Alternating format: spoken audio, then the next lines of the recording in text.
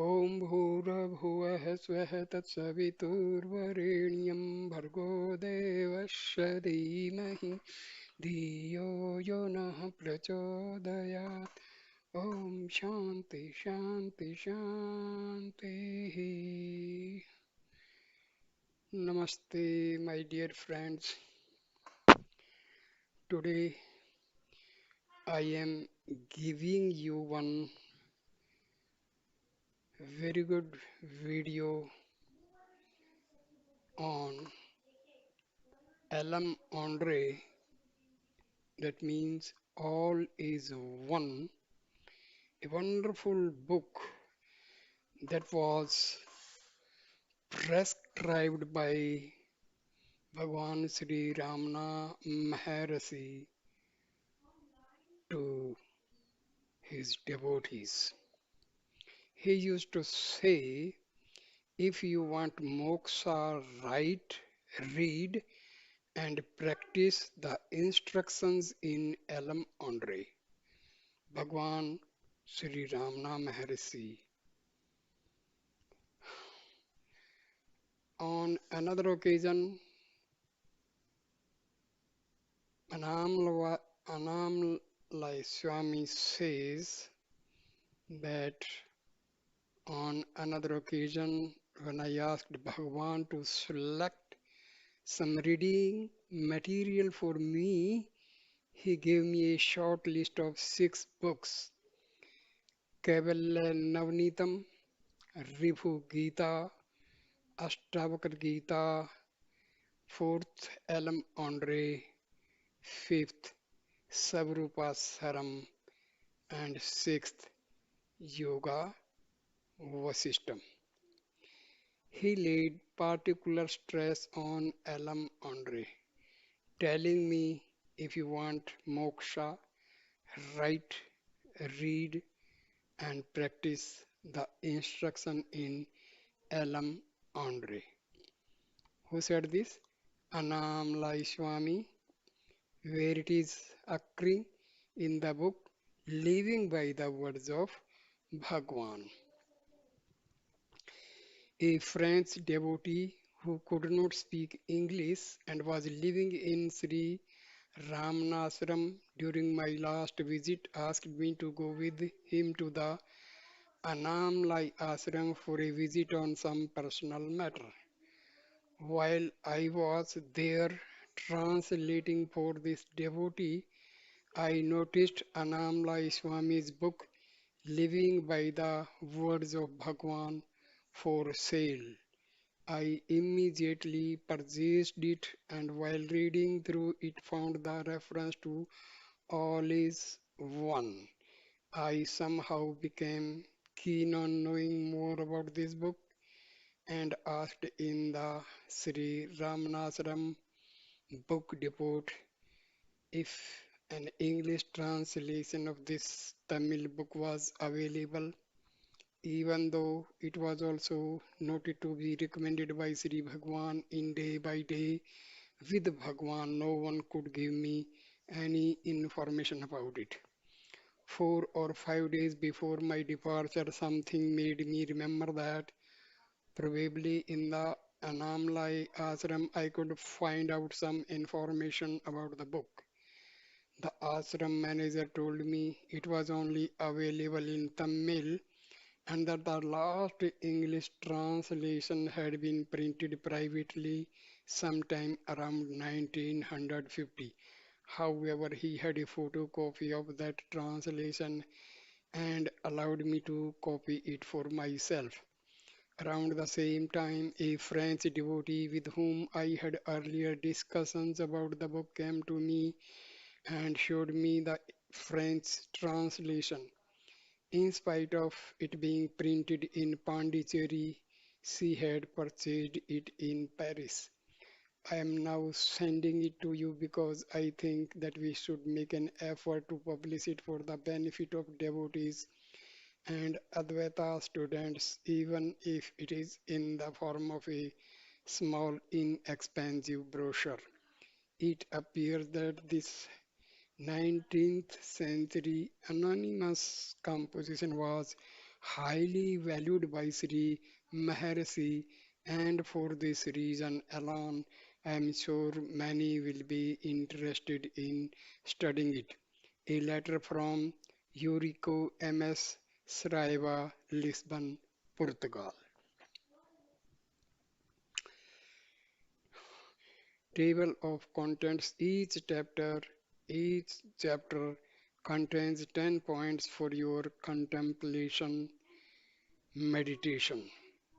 This book was created from a scanned copy of an early translation and differs from some other versions that appear to have edited this earlier version by changing or adding wording.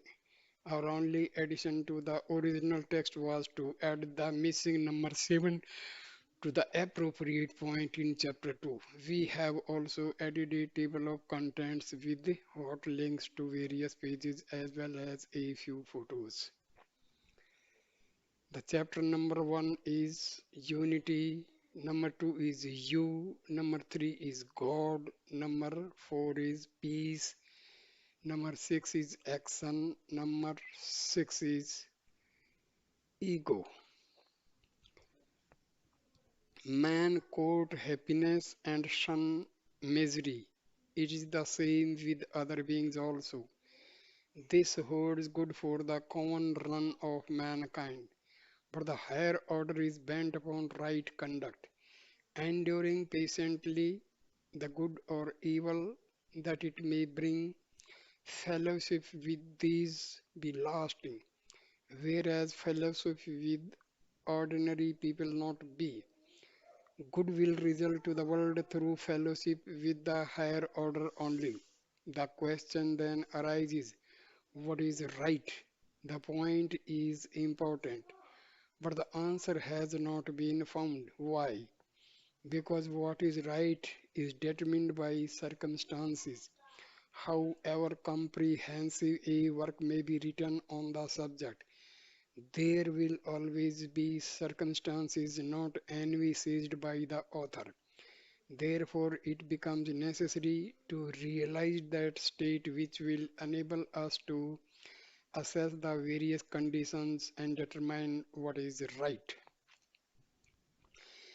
That state is only, that state is one only. There are no states like it. Although it is single, it is extraordinary that the worldly wise consider it exceedingly rare. Nothing can be more extraordinary than this. That unique state is very clearly taught in the Upanishads. In this book, I have put down the same truth according to my understanding. I have considered it my duty. I do not claim originality. The six chapters of this book are so closely interrelated that some point which may be expected in one chapter may be found in another. Again, a few points which may not be clear on a superficial reading will become clear upon closer study. More may be gathered from major works or sages. Universal Mother, Master, True Sivas, author. Now, before I start the book, let me say some few words. See, there is a word called absolute.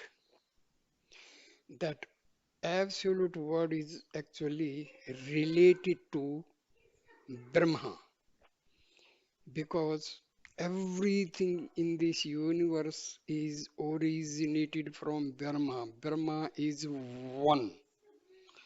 So, the source of this world is one. Our soul is part of Brahma. Soul of every living being is the source for every Atma is Brahma.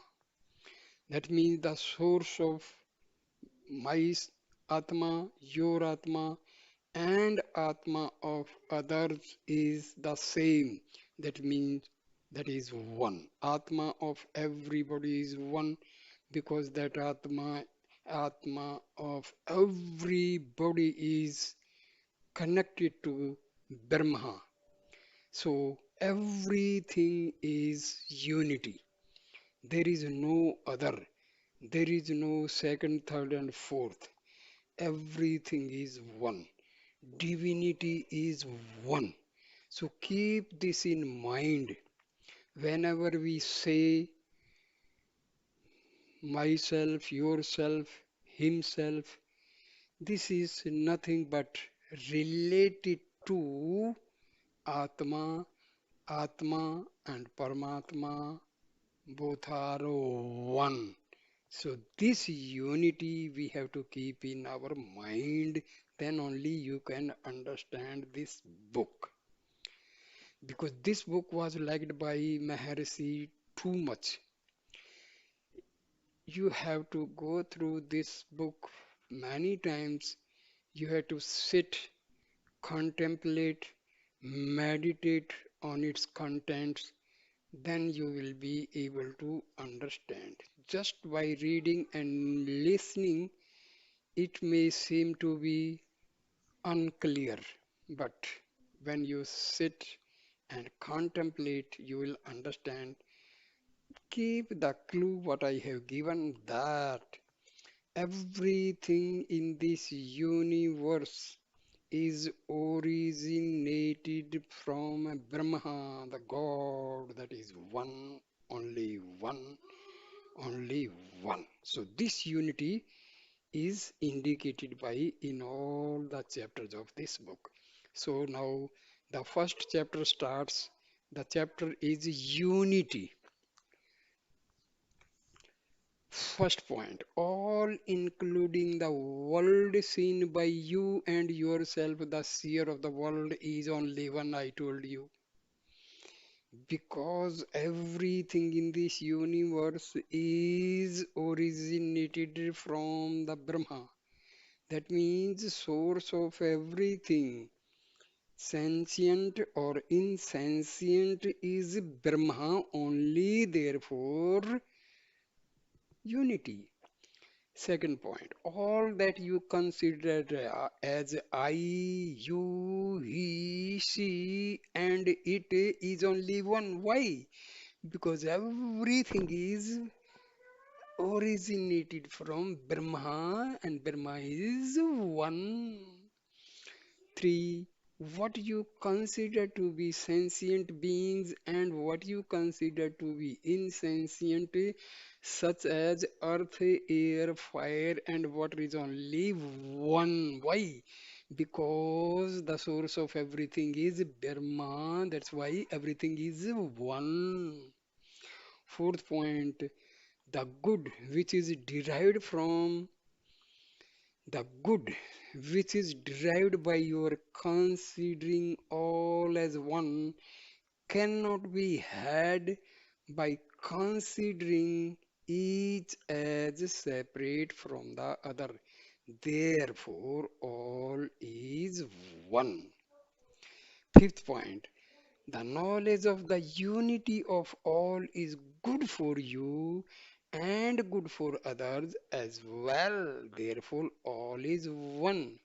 Because everything is connected to Brahma. Brahma is only one. Source of everything is one. Therefore, something is good for you. It will be good for others. Sixth point.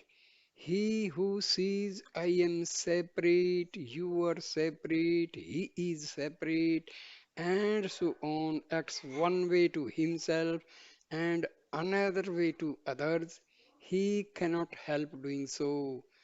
The thought I am separate, others are separate is the seed from which grows the tree of differing actions in relation to different persons.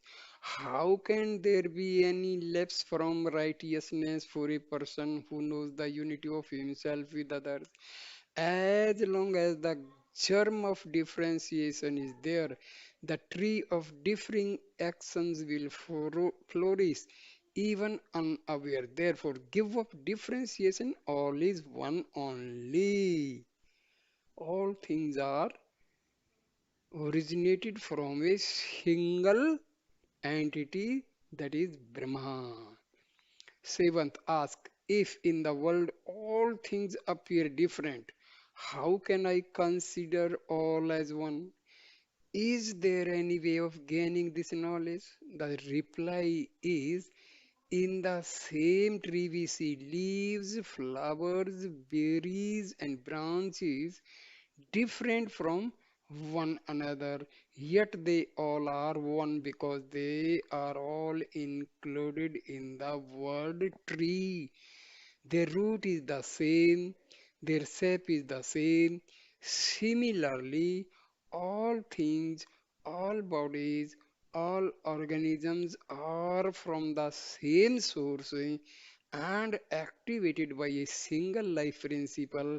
Therefore, all is one. What is that single life principle? Brahma. Because every sentient or insentient is originated from Brahma, and Brahma is one. Brahma is one. Eighth point. Oh God, man, oh good man, is the statement that all is one, good or evil. Think for yourself. Just as the person will always be righteous who regards himself like others and others like himself, how can any evil attach itself to him who knows himself to be others and the others to be himself? Tell me if there is any better way for obtaining good than the knowledge of unity. Certainly, other methods cannot be as good as this one. How can anyone love others more than when knowing them to be himself? To know them in unity, love as unity, for they are truly one. Ninth, who can share the mental peace and freshness of the knower of unity? He has no cares. The good of all is his own good. A mother considers her children's well being to be her own well being. Still, her love is not perfect because she thinks she is separate and her children are separate. The love of a sage who has realized the unity of all far excels even the love of a mother. There is no other means of gaining such love than the knowledge of unity, therefore, all is one.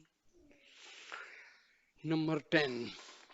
Know that the world as a whole is your undecaying body and that you are the everlasting life of the whole world. Tell me if there is any harm in doing so. Who fears to go the harmless way? Be courageous. The Vedas teach this very truth. There is nothing but yourself. All good will be yours. Yeah, you become the good itself. All that others gain from you will be good only. Who will work evil to his own body and soul? A remedy is applied if there is an abscess in the body. Even if the remedy is painful, it is meant to do good only. Such will be some of your actions. They will also be for the good of the world. For that reason, you will not be involved in differentiation. I put it briefly, the knower of unity will act as one. One should. In fact, the knowledge of unity make him act. He cannot err. In the world, he is God made visible. All is one.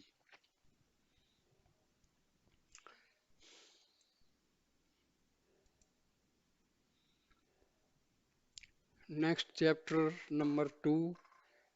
You. First point. Who are you? Are you this body? If so, why are you not aware of a serpent crawling on it when you are in the deep sleep? So, then can you be this body? No. Certainly not. You must be other than this body. Second, sometimes in sleep you dream. There you you identify yourself with someone. Can you be that one? You cannot be. Otherwise, what becomes of that individual on your waking? You are not he. Furthermore, you are ashamed of having identified yourself with him. Clearly, you are not that particular person. You are the one that stands apart from him. Third, recall the state of dreamless slumber. What is your state then? Can what you be true nature? Can that be your true nature? Surely you will not subscribe to this belief. Why? Because you are not so foolish as to identify yourself with the massive darkness which obstructs you from knowing the state you are in. Discerned by the intellect from the things around, how can you admit yourself to be the same as ignorance or blanks? Or how can it truly be your real nature? It cannot be. You are the knower who knows that this state remains one of dense darkness veiling your true nature. How can you be that which you have experienced and condemned? Therefore, you are not the dark ignorance of deep sleep. You stand apart from this too. When it is said that even this gross body is not you, can you be any other thing which is yet farther away from you? In the same way that you are not this gross body, you are not anything farther from the body, nor the dream person, nor the ignorance of deep sleep. You are distinct from these three states and this world. Fifth point.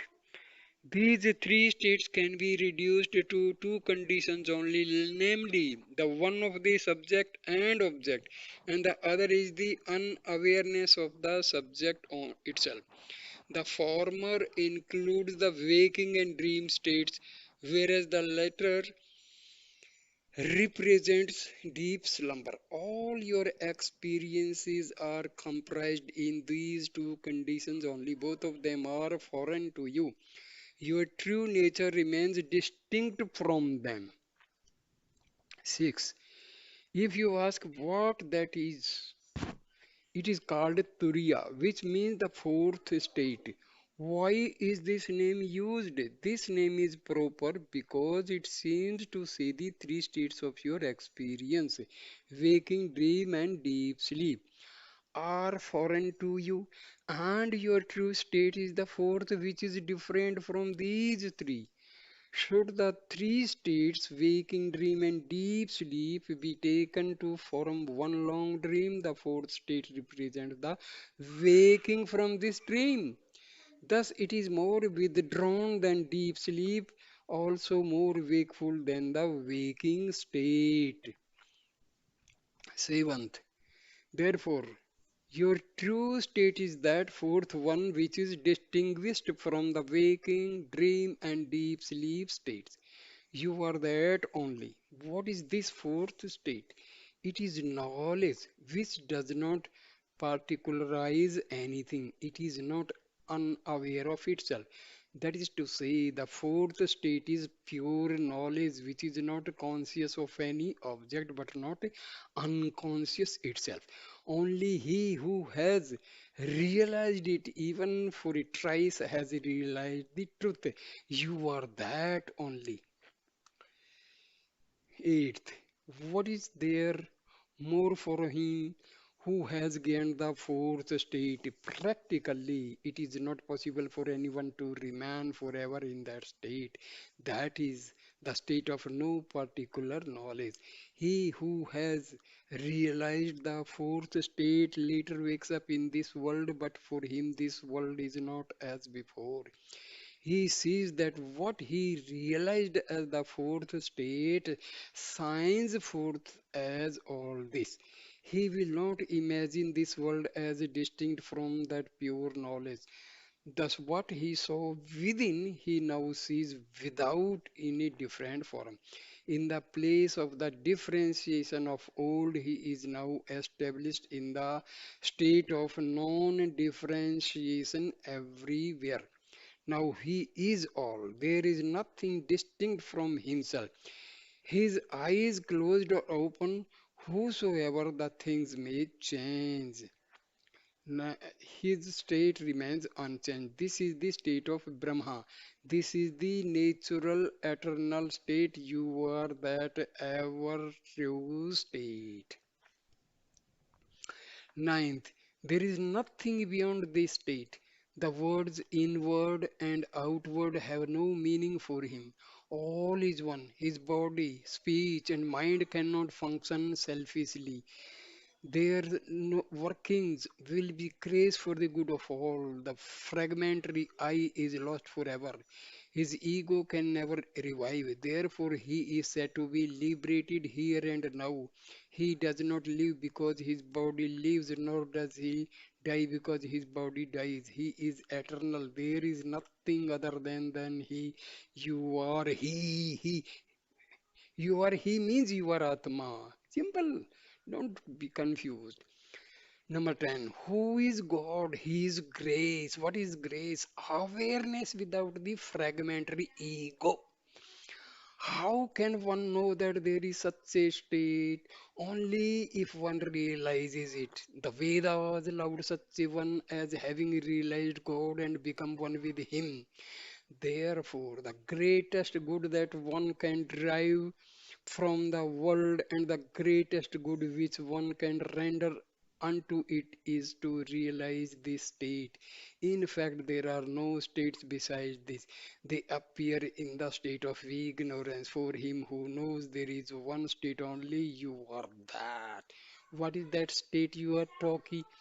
Here, the state is nothing but Atma. Atma and Brahma, do not separate them. Atma and Brahma are one. That is what unity is. Brahma and Atma of mine, yours, there, and everybody's Atma is the same as Paramatma. So this is what unity. And this Turiya and all is nothing but the state when you recognize your Atma. Okay. What is realization? When the veil of mind, veil of ego, veil of maya, veil of vasanas, they are removed. So Atma shines in the form of I. So the whole this body starts vibrating with the thrilling action of I am Brahma. I am Brahma. Myself and Brahma is not separate. We, myself and Brahma, one. No difference. So this is the gist of this chapter. Next chapter is God. First point, who is God? God is He who has transcended all that is seen by us. He is beyond everything what we see in this world. If transcending this world, is there no relation between him and this world? Not a particle here is unrelated to him. That means everything is related to God. Then what is meant by transcending the world? The world comprises us and the objects seen by us.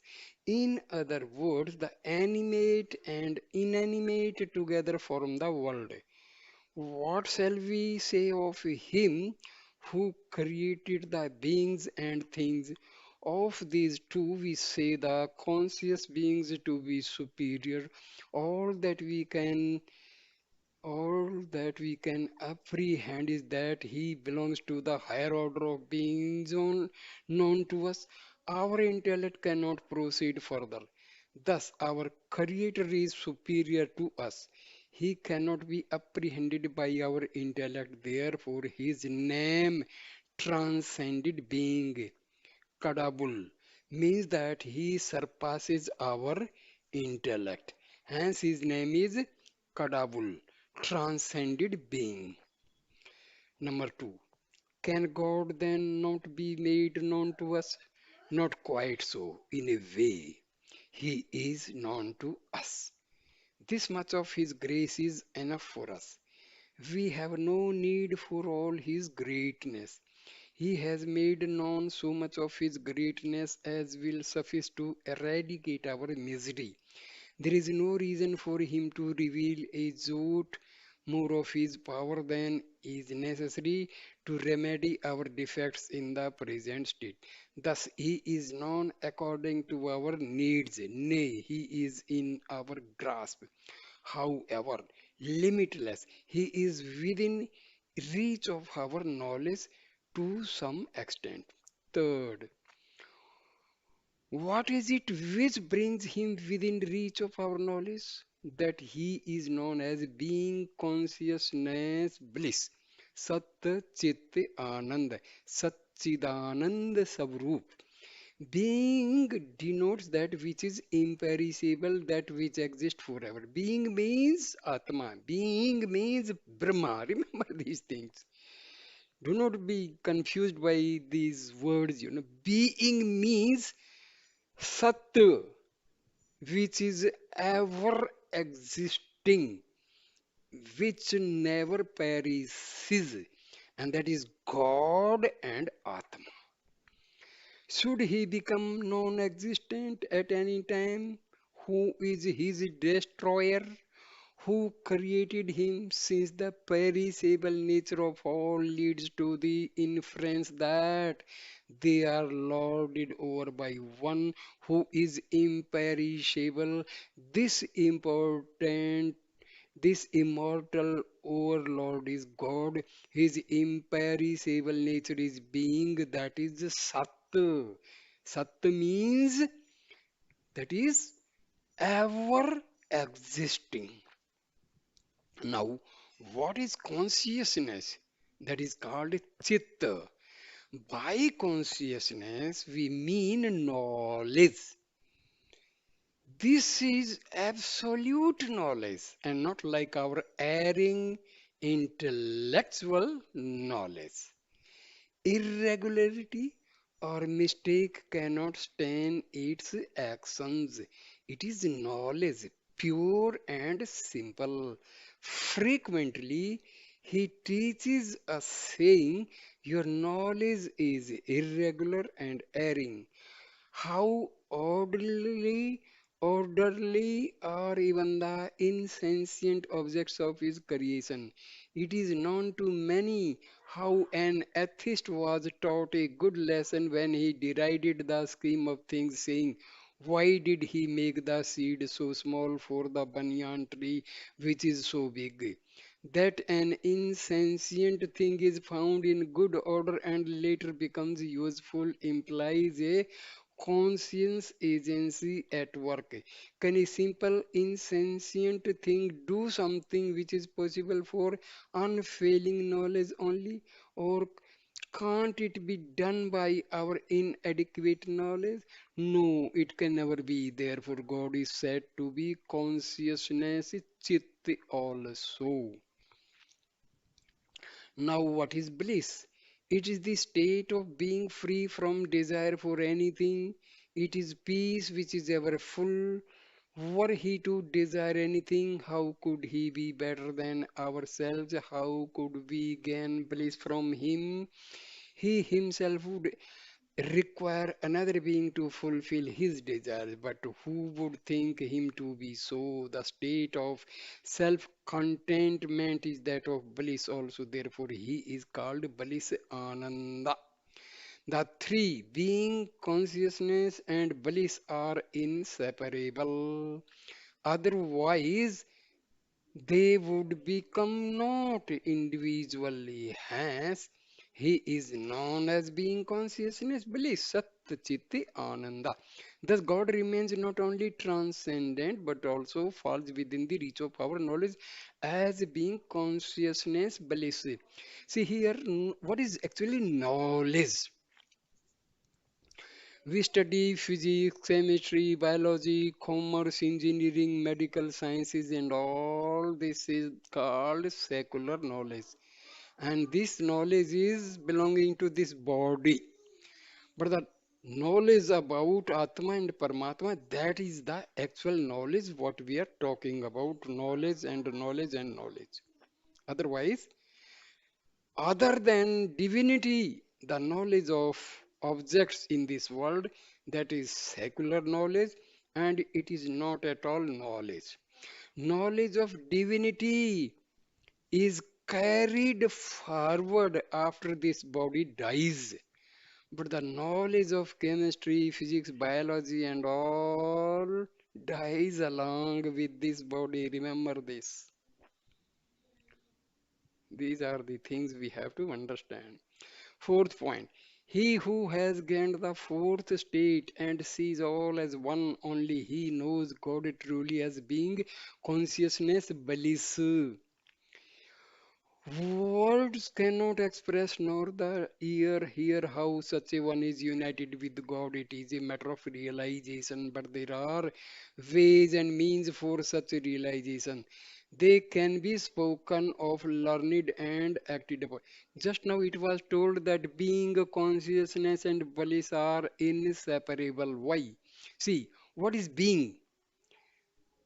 Being means God and Atma. That is existing forever. What is consciousness? That is Atma. So Atma and Paramatma inseparable. What is bliss? The basic nature of this Atma is Anand. So Anand and Atma cannot be separated. So being, consciousness, and bliss are inseparable. Because bliss is the nature of God, bliss is the nature of Atma. Atma and Paramatma are same. Therefore, being, consciousness, and bliss are inseparable. That is unity. Fifth point. He who can be realized thus is God. He has no name, we give him a name. He has no form, we give him a form. Where is the harm in doing so? What name is not his or what form is not his? Where is the sound or form in which he is not? Therefore, in the absence of true knowledge of him, you can name him as you please or imagine him as of any form, so to remember him. Your hope for his grace without any effort on your part is utterly fruitless. Should it be possible to have his grace without any effort on your side, all would be alike. There would be no reason for any difference. He has shown us the ways and means. Make effort, reach the goal, be happy. Your idleness and selfishness make you expect His grace without your effort. The rule for all is for you too. Do not relax your efforts. God can be realized by your efforts only. So we have to put effort. How we put effort?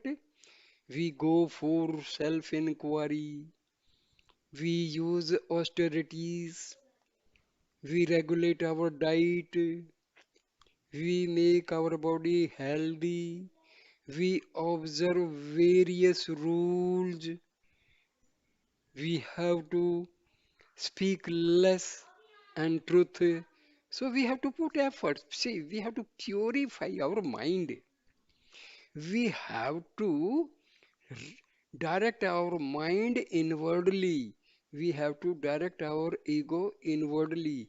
We have to eradicate our vasanas.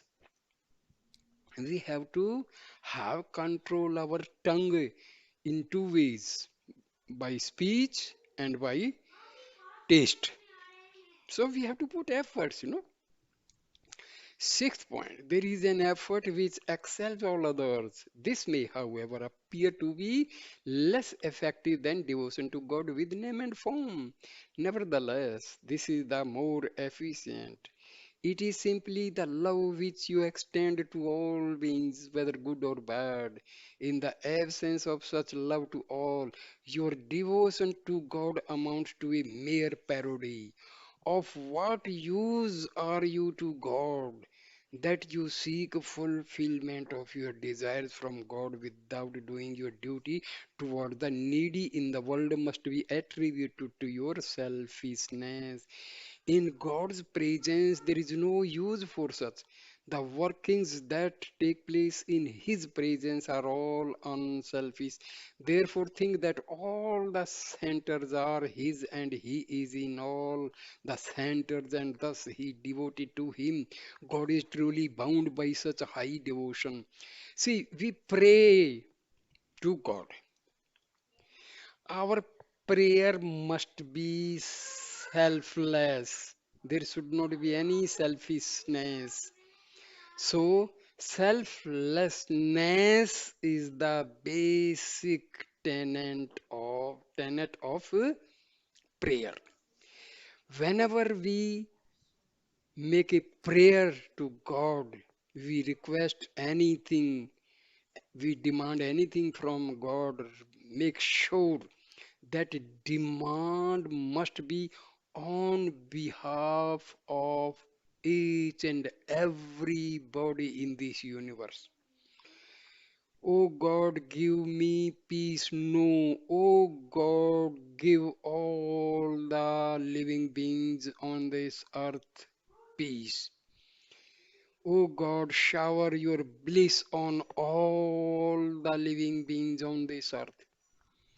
Oh God, make all of us healthy. Never say for me, never, never, never. That prayer will never be granted.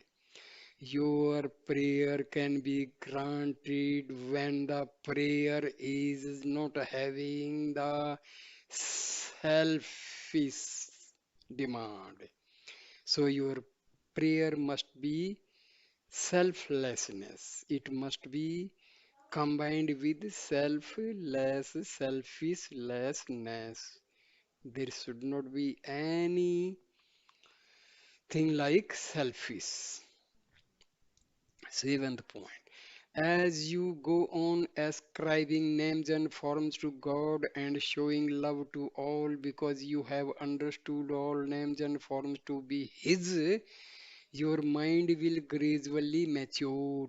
Just as the taste improves with the ripening of a fruit, so also you will recognize the waxing of good and the waning of evil in you.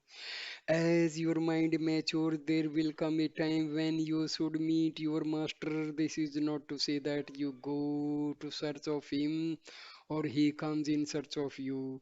At the right time, the meeting will happen. All are moving in their own ways. Your fitness brings you together, makes you trust him, makes him teach you the right way, also makes you follow his instructions. That is the state way to reach God, which is to gain the fourth state. You will follow the way and teach your goal, which is being consciousness bliss, which is God. So, never be selfish. Even while praying, pray on behalf of each and everybody, be he good or bad, be your friend or foe, irrespective of in what way one another is related. Always pray for the welfare of everybody without any selfishness. So you must be selflessness, not selfishness. So your prayer must be with selflessness, not selfishness. Eighth point. The way shown by the Master is final, state, and making for unity. It is well tried, natural, and free from pain. When you are following the way shown by the Master, doubts will not arise. There will be no fear, or not fear and doubt, the characteristics of the ways of darkness. How can they meet you in the way of truth shown by the Master? In this manner, the way will itself speak to you and say that it is the right one. In that way, there will be nothing more for you to do but to meet your Master and learn from him. That way will be familiar to you as the Master and God have made it so. Before you, he had treated the way, he has shown you the way, and you are following him. To how many will you show the same way? And how many more will follow the same way later? Obviously, fear and doubt have no place in the way of truth. When once you have taken a step forward, you will step back. The Master's help is only for the first step forward. You need not do anything for your Master in order to have the way shown to you. Know him to be the messenger of God sent down to disclose the way to the fit who have become ripe by their own efforts in either or both the direction mentioned earlier. It is God who sends his godly messenger just when you are ripe. Remember this. See, when your mind and you are completely purified, your ego is purified, your vasanas are gone, bad vasanas are gone, negative vasanas are removed. That time you are a ripe soul, you are a ripe sadhaka. That time God will send someone as your preceptor. God Himself may come or may send some other person, or see, remember, it is not bodily presence because God is what? Energy, power. So you will definitely receive the help of God in one way or the other way. It may be physically, it may be subtle ways. So don't worry, but you will be definitely given help by God. Ninth, practice with faith in the period of ignorance is called bhakti. The same with knowledge is called jnana. Of the two divisions of bhakti, the one is devotion to God with name and form, and the other is karma, which is love for all. Of the two divisions of jnana, the practice of the true way shown by the master is called yoga, and the resulting state is called jnana. It is natural for all to believe in something which is not seen and then to find it. Those who do not believe can never find. Therefore, the believers will gain something sometimes or other, and the unbelievers never gain anything. You can believe even for the simple reason that faith in God is not harmful. Thereby, you can share the good effects. This world is meant only for creating faith in you. This is the purpose of creation. Have faith and you can reach. See, first thing must be your determination to see God. Then you must have faith. If there is no faith and shraddha, then you cannot meet God. So there must be determination, there must be effort, there must be yearning, desire, deep desire, and there must be faith. Yes, there is God. So this belief should be there, determination should be there, effort should be there. There should be purity of mind, there should be purity of mind, there should be purity of your heart. So you have to put efforts. 10th, though you may not believe all that is said of God, believe at least there is God. This seed is very potent in its growth. It is it is so mighty as to negate all else and fill all by itself. It is so almighty that you will not see anything besides God, not even yourself. Truly, God is all. So, God is all.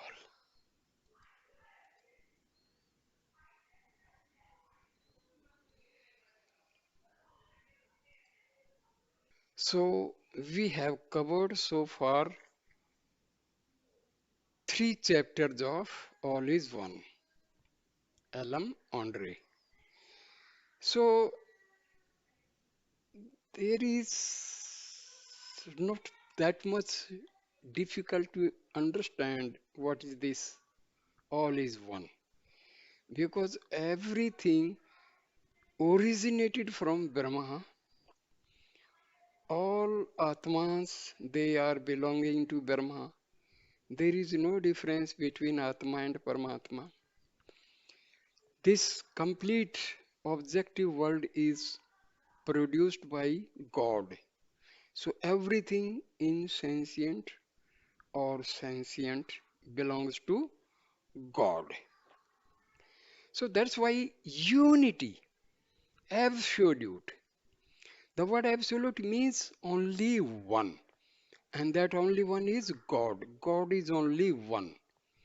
And all the souls, all the sentient, all the insentient object in this world, they are belonging to God only. Their source of origin is God only. So that's what is unity.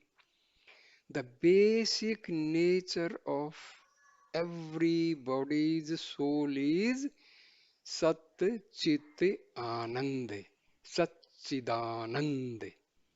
Because Atma is ever present.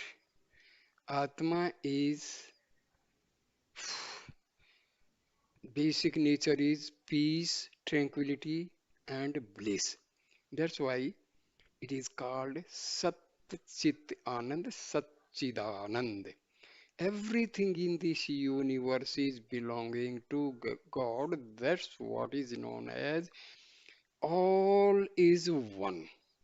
Because everything in this world, whether sentient or insentient, is God, and God is one. So that is the meaning of all is one. So, first part of this book I end here, and please share, like, and comment on this video and subscribe my channel. Thank you, my dear friends. Thank you so much.